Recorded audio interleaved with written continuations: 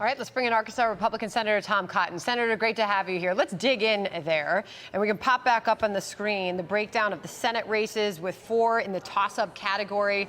Obviously, Arizona, watching Georgia, Nevada, and Pennsylvania, the open seat there. So what do you see happening here, and what do you attribute the loss of momentum for your party?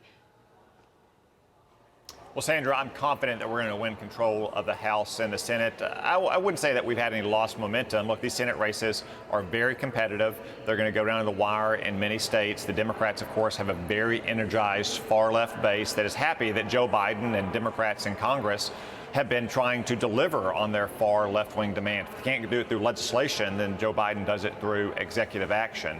But most Americans look at, for instance, Joe Biden's interview on 60 Minutes over the weekend and see a leader who's totally out of touch with what's happening in our country, saying that inflation has been flat when inflation is up at record high levels for the last year and a half since he took office.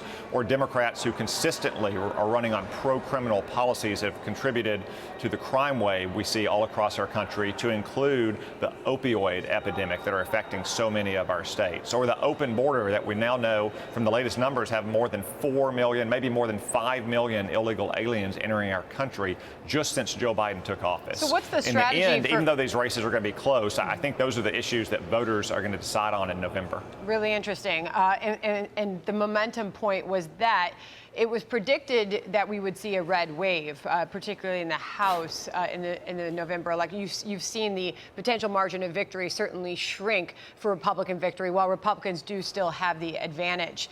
So you're talking about the top issues. Obviously, Democrats have been able to, in many cases, energize their base with abortion rights. So how do you champion Republican messaging on some of these key issues, which are clearly still inflation, the economy, crime, immigration? Are Republicans getting their messaging straight this close to Election Day? Well, first, Sandra, the Democrats want to portray Republicans as extreme on abortion, but it's really the Democrats who are the extremists on abortion. Take 2 critical battleground elections for Senate in New Hampshire and Nevada. The people of those states have both chosen to have abortion permissible up to 24 weeks, but impose reasonable restrictions on late-term abortion. That's the choice that the people of those states made for their own state. But Democratic senators are so radical and so extreme that they would override their own state's laws to mandate and require late-term partial birth abortion funded by taxpayer dollars. That's not speculation. That's not a hypothetical. That's what Democratic senators like Kathy Cortez Masto and Maggie Hassan actually voted for earlier this year. It's the Democrats who are extreme on abortion, in addition to being extreme and out of the mainstream on things like simple border security, or getting tough on criminals, or trying to stop this runaway inflation that is harming so many families. Has Lindsey Graham's messaging on a federal ban on abortion gotten in the way of that?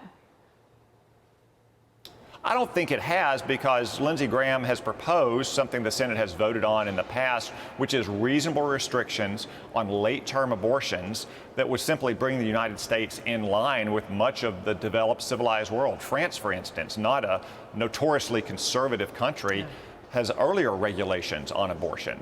But again, we don't have to speculate about hypothetical bills that a Republican Congress might pass. We know what a Democratic Congress would pass, because it's exactly what they tried to do earlier this year, mandating things like late-term partial birth abortion paid for with taxpayer dollars, even though in some cases, like Nevada, like New Hampshire, the people of those states have already made their own choices for regulating late-term abortion. Real quick final question here, because I know you've written a letter along, more than 30 senators have, including yourself. House Oversight Committee voting on a Hunter Biden resolution today.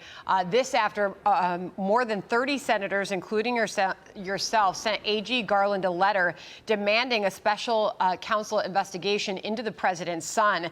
In that letter, you say, given the politicization of the DOJ under your watch and the importance of avoiding any appearance of impropriety, the undersigned request that you provide U.S. Attorney Weiss the full protections and authorities of a special counsel. This is one important action that you can take that will go a long way to restoring faith in our governmental institutions.